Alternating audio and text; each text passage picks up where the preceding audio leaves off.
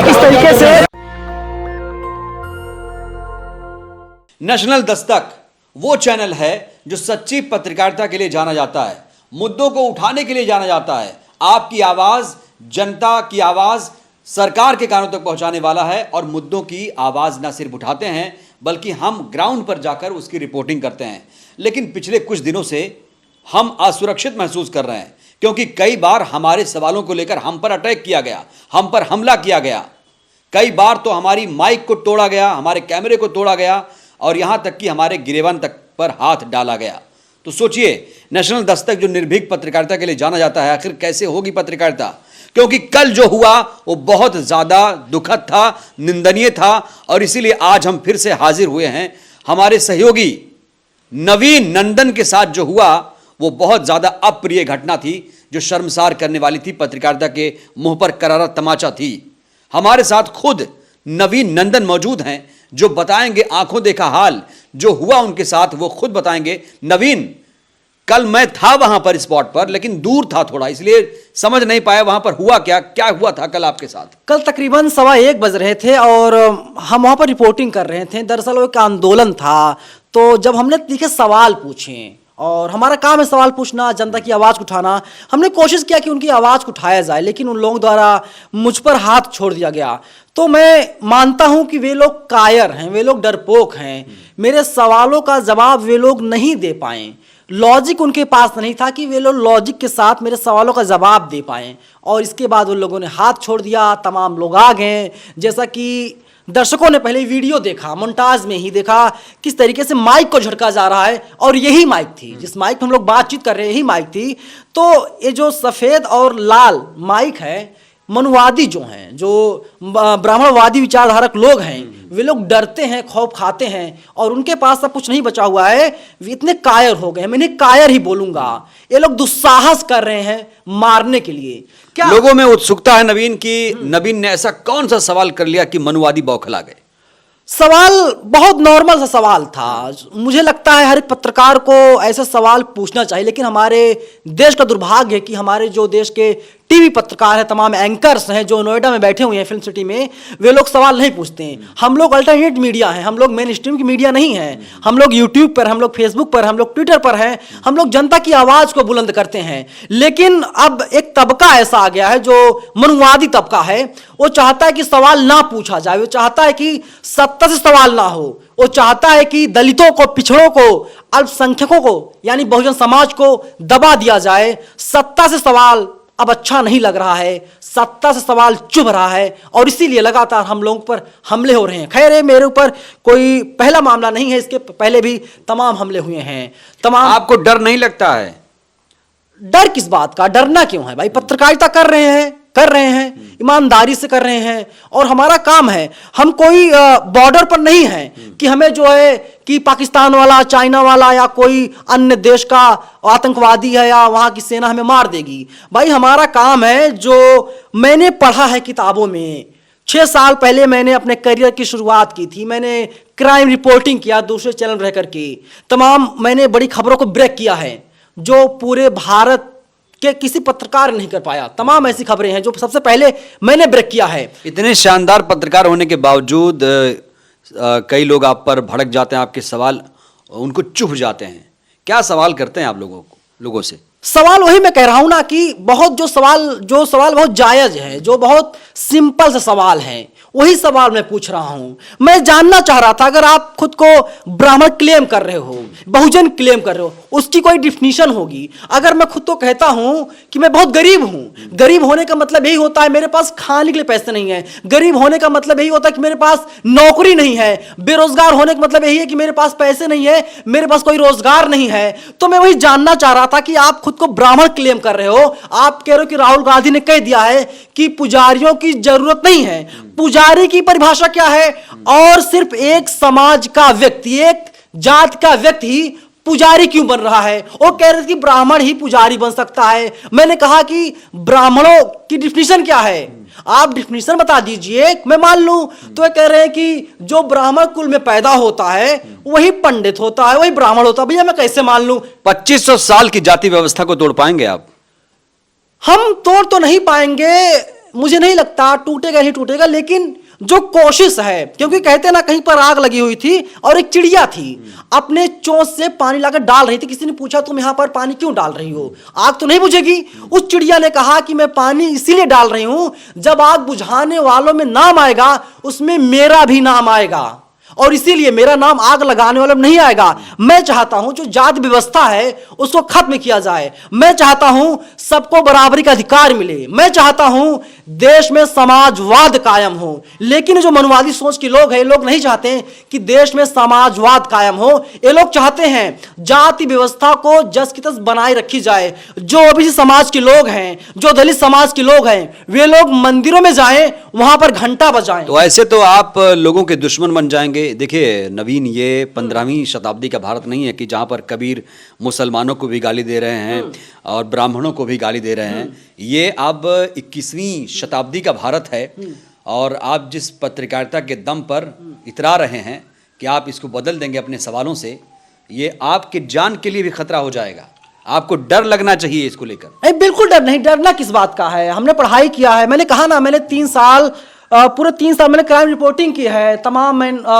तमाम जो अपने आप को दिखाते हैं कि मैं बहुत बड़ा गुंडा हूँ, बहुत बड़ा बदमाश हूँ, वहां तक मैं पहुंचा हूँ। एक नहीं, कई ऐसे हैं। और देश की राष्ट्रीय राजधानी दिल्ली से मैंने शुरुआत की थी और आज भी यहीं पर हूँ। मैं लखनऊ जाकर के इवन वहां पर पत्रकारिता किया। लेकिन जिस तरीके के गुंडे हैं, भगवाधारी वेश में हैं, भगवा पहने हुए हैं, और ये लोग भगवे को बदनाम कर रहे हैं। और मैं सरकार से अपील करूंगा कि इन लोगों के खिलाफ कार्रवाई की जाए, इन लोगों के खिलाफ कड़ी से कड़ी कार्रवाई की जाए, और जो सजा हो सजा दी जाए। क्योंकि ये सिर्फ मेरे ऊपर हाथ नहीं उठाए हैं, बल्कि पूरे पत्रकार समाज के ऊपर हाथ उठाए हैं।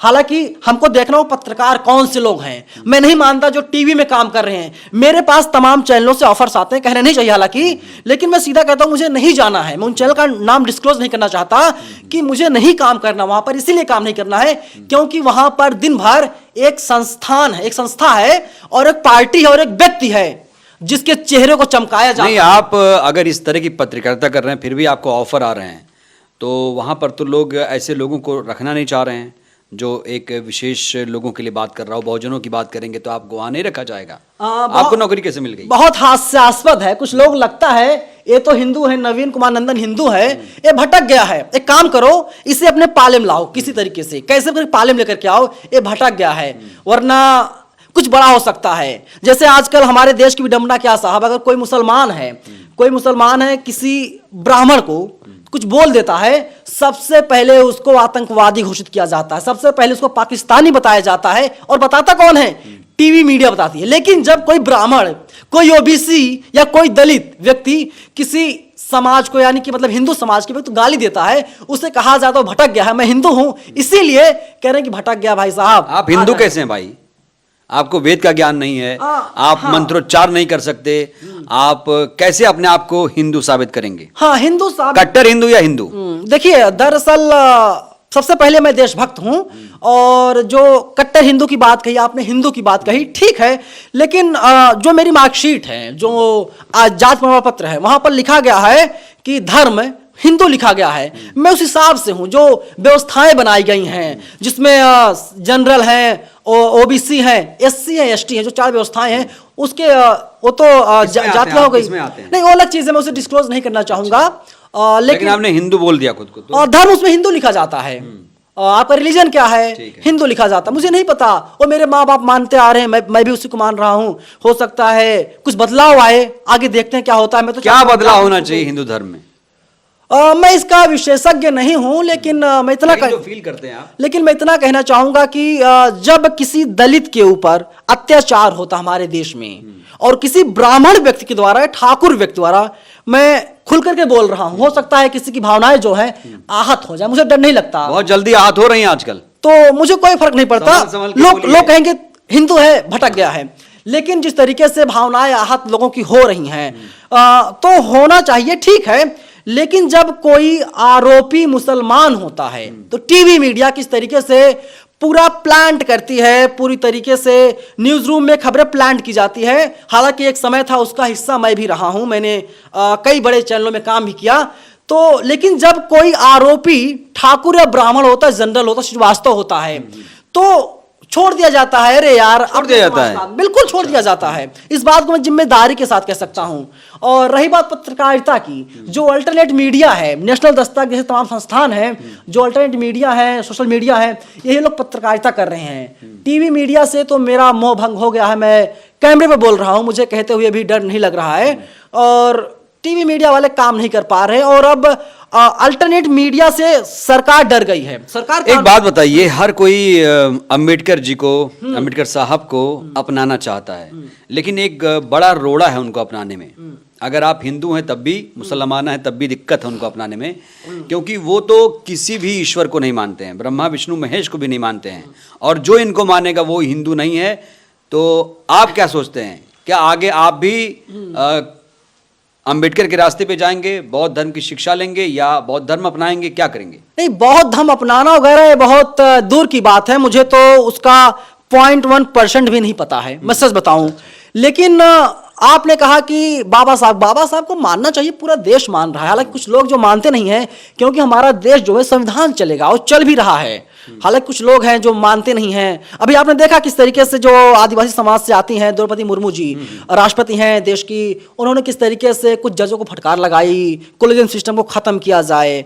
तो ये सारी चीजें चल रही हैं, लेकिन जिस तरीके से मैं पत्रकार हूं, मैं संविधान के दायरे में रह करके अपना काम जिम्मेदारी के साथ, ईमानदारी के साथ। देश संविधान से चल रहा है कि नहीं?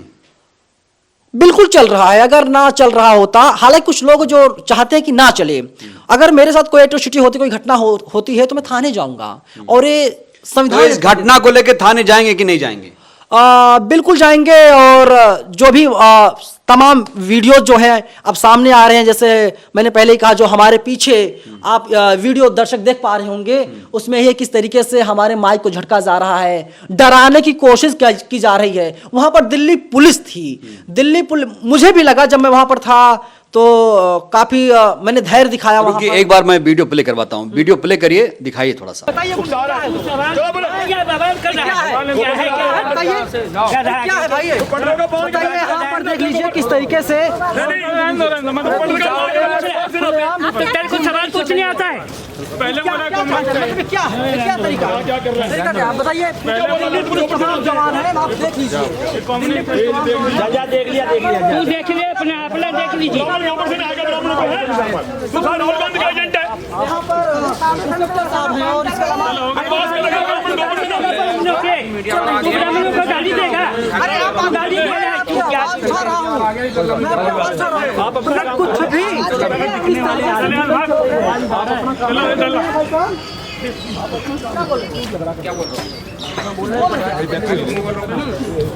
मतलब कहाँ से आप? कहाँ जर्नलिस्ट हैं आप? मैं लोकल हूँ। लोकल है। वीडियो क्यों बना रहे मेरा आप? तुम क्यों बना रहे हो उनकी? क्या तुम क्यों बना रहे मेरे पास आई कार्ड है, हम पत्रकार हैं। मैं देश का नागरिक हूँ, गलत पे ऑक्शन उठा सकता हूँ। हाँ, मैं नागरिक हूँ देश का, गलत के ऊपर विरोध करता हूँ। किस हैसियत से देश आप का आए असली सुरक्षा कर्मी हूँ, गलत के ऊपर विरोध उठाता हूँ आवाज। मैं इनका नाम तो नहीं जानता, लेकिन चले गए बेचारे। अरे इधर आओ भाई क्यों यार वो कर रहे हैं? बंद करो। पूछेंगे सर, सवाल अगर मैं पूछूंगा नहीं जवाब दे रहा, जबरदस्ती पूछेगा तू। आप हाथ नहीं उठा सकते ना। नहीं, मतलब हाथ क्यों मारा उसने? किसी ने उठाया? सब कुछ रिकॉर्ड है। सुनिए, अच्छा, चलो। आप गलत क्यों बोल रहे हैं? मैं खिलाफ केस करूं, मैं भी सुनिए। कंप्लेंट करूं उनके खिलाफ। मतलब किसने अधिकार दे दिया है? मतलब किस तरीके से लोग आए हैं राहुल गांधी खिलाफ नारेबाजी करने के लिए। राहुल गांधी जो भी कर रहे हैं, सही हो गलत हो अलग मुद्दा, लेकिन बकवास कर रहा। तो नवीन, दर्शकों ने ये वीडियो देखा, क्या कह रहे थे आप? एक खुलेआम गुंडई है, भगवाधारी वेश में है। आपने देखा किस तरीके से माइक झटक रहे हैं, किस तरीके से एक भगवान गोयल करके है, जिसके नेतृत्व में पूरा आंदोलन किया जा रहा था, उसी के द्वारा मेरे ऊपर हाथ छोड़ा गया और वो उंगली दिखा रहा है। मतलब चोरी करने के बाद सीना जोरी, यानी कि पत्रकार के ऊपर अटैक करने के बाद ये लोग सीना जोरी कर रहे हैं। हालांकि वहां का जो माहौल था, लगा कि अब खराब हो जाएगा, बिगड़ जाएगा। पुलिस सवालों घेरे में आ जाएगी, तो उनके आंदोलन को खत्म कर दिया गया। लेकिन पत्रकार होने के नाते मैं लगातार खोजता रहता हूँ, कुछ बेहतर मिल जाए, कुछ बेहतर मिल जाए। तो पता चला कि जो जंतर मंतर है नई दिल्ली जिले में आता है, और वहाँ के जो डीसीपी साहब हैं उन्होंने वर्बली तौर पे परमिशन दी थी कि भैया आप लोग जाइए 2 घंटे वहां पर आंदोलन कीजिए, वहां पर हो हल्ला कीजिए, राहुल गांधी के खिलाफ जम करके नारेबाजी कीजिए और ये सिद्ध कर दीजिए राहुल गांधी मुसलमान हैं। और इसके बाद इसी काम को लेकर के कहा तो जा रहा है कि वो फिरोज गांधी से उनको जोड़ा जा रहा है, लेगेसी उनकी। तो इनको जानना चाहिए, ये नफरती चिंटू ये गुंडे हैं और ये भाजपा के मेंबर भी नहीं हैं। तो दरअसल जो फिरोज गांधी थे वो मुसलमान नहीं थे, पारसी थी। इनको पढ़ना चाहिए। आपने देखा श्रद्धा केस हुआ, वो लड़का जो आरोपी था अभी तक दोषी साबित नहीं हुआ है, उसको पहले मुसलमान बताया गया, टीवी वाले बताया। क्या है वो भी पारसी है। अच्छा, वो पारसी है। तो इनको लगता है जिनका नाम उर्दू अल्फाजों से है वो मुसलमान हैं। इनको नहीं पता कि हम लोग दिन भर में ना जाने कितने हजार उर्दू अल्फाज यूज करते हैं। नवीन, तो आगे अब आपका क्या स्टेप रहेगा? आगे आप ऐसे ही पत्रकारिता करेंगे या अब संभल जाएंगे, क्योंकि अब तलवार की धार पर चल रहे हैं आप? तो संभलना क्या है, जो मेरा सिद्धांत है, जो एथिक्स है, मैं उसी का पालन कर रहा हूं। उसी को लेकर के आप लोगों से, आम जनता से, सरकार से सवाल पूछ रहा हूं। मुझे नहीं पता इसका अंजाम क्या होगा, हालांकि ये छोटा सा है, लेकिन जो भी अंजाम होगा उसे भुगतने के लिए मैं तैयार हूं। हमारी सहयोगी शिखा भी वहाँ पर मौजूद थी। शिखा को बुलाना चाहेंगे। शिखा ने भी देखा था कि कैसे वहाँ पर गुंडागर्दी हुई थी। शिखा, आप भी वहाँ कैमरा कर रही थी, आप कैमरा पर्सन के तौर पर मौजूद थी, क्या हुआ था? सर, मुझे लगता है वहाँ पे जो ब्राह्मण समाज के लोग थे, मैं उनको ब्राह्मण नहीं कहूँगी, उन्हें मनुवादी कहूँगी, क्योंकि हमारे जो रिपोर्टर नवीन थे उन्होंने वहाँ पे सिर्फ इतना सवाल पूछा, पंडित होने का क्या डेफिनेशन है। मतलब मैंने जो पढ़ा है अभी तक, मुझे लगता है पंडित वो होते हैं जिनके पास बहुत ज्ञान का भंडार होता है। अच्छा। हाँ, उन्हें पंडित कहा जाता है। अगर आप ब्राह्मण हैं और आप चाहे अंगूठा छाप हो तो आपको पंडित नहीं कहा जा सकता, मैंने जितना पढ़ा है। और सब क्या जानते हैं मुझे नहीं पता। तो आप ब्राह्मण हैं? नहीं, मैं कुछ भी हूँ सर, लेकिन मैं पंडित नहीं हूँ। मैं खुद को पंडित नहीं कहूँगी। अगर मैं ब्राह्मण भी होती तो मैं खुद को पंडित नहीं कहती, क्योंकि मैं उतनी पढ़ी लिखी नहीं हूँ। लेकिन हमारे रिपोर्टर ने उनसे सिर्फ इतना सवाल किया कि आप पंडित होने के आपके पास क्या साक्ष्य हैं। आपके अगर घर में, आप अपने आप को ब्राह्मण बोल रहे हैं, अगर आपके घर में अगर अंगूठा छाप है, उनको भी आप पंडित कहेंगे? तो उन्हें बुरा लग गया। मैं इसीलिए उन्होंने हाथ उठा दिया हमारे। इतनी जटिल जाति व्यवस्था को कैसे तोड़ पाएंगे आप लोग? सर, मुझे नहीं लगता कि इसे तोड़ा जा सकता इतनी आसानी से, क्योंकि जहाँ पे बड़े बड़े प्लेटफॉर्म है, टीवी वाले हैं, वो तो डिबेट करवाते हैं जाति के नाम पे। अच्छा। एक तरफ ऐसी, एक तरफ मुसलमान, एक तरफ हिंदू। और जब इतनी बड़े प्लेटफॉर्म पे अगर जाति के नाम पे डिबेट होगी, वहाँ पे शिक्षा को लेके, जैसे आए दिन हम लोग जब जंतर मंतर पे जाते हैं, आप भी जाते हैं, देखते हैं कि कैसे शिक्षा व्यवस्था को लेके नौकरियों से निकाले जाते हैं लोग। वहाँ पे लोग प्रदर्शन करने के लिए आते हैं, लेकिन टीवी पे ये सारी चीजें नहीं। गुंडों को क्या कहेंगी, क्या संदेश देंगी? मैं यही कहूँगी, अगर वो इसी तरीके से रहेंगे, हम लोग तो पत्रकार हैं, उनके लिए हम लोग मायने नहीं रखते, क्योंकि उनको सपोर्ट करने के लिए बड़े बड़े लोग हैं। लेकिन हम लोग उनके लिए बहुत मायने रखते हैं, हम जैसे पत्रकार, जो लोग दलित समाज से हैं, जो लोग कुछ करना चाहते हैं, जो लोग सरकार तक, जिनकी बातें सरकार नहीं सुनती है, उनके लिए हम लोग मायने रखते हैं। तो वो लोग हमें ज़रूर सपोर्ट करेंगे, और हम लोग चाहे हम लोग पे कितने भी हमले हो, हम लोग बार बार इस हमले को सहेंगे, और आप लोगों के लिए पत्रकारिता इसी तरीके से करते रहेंगे। तो सुन लिया आपने, ये है हमारी आइडियोलॉजी, और ये जो हमारी रणनीति है या विचारधारा है, ये बदलने वाली नहीं है। कितने भी हमले हो जाएं, कितना भी कोई धमकी दे दे, थाने चले जाए या जेल भिजवाने तक की धमकी दे, एफआईआर दर्ज कराए, लेकिन जो ये पत्रकारिता है, ऐसे ही निष्पक्ष निर्भीक तरीके से बहुजनों की आवाज़, नेशनल दस्तक तस्वीर भारत की उठाता रहेगा। आप क्या सोचते हैं इस घटनाक्रम पर? अपनी प्रतिक्रिया जरूर दीजिएगा। धन्यवाद। नेशनल दस्तक की आपसे गुजारिश है कि अगर इसको बचाना चाहते हैं तो नेशनल दस्तक को सब्सक्राइब करने के लिए रेड कलर के सब्सक्राइब बटन को दबाएं, फिर बेल आइकन की घंटी दबाएं। नेशनल दस्तक को बचाने के लिए बहुत जरूरी है कि हर खबर को शेयर करें, लाइक करें, कमेंट जरूर करें।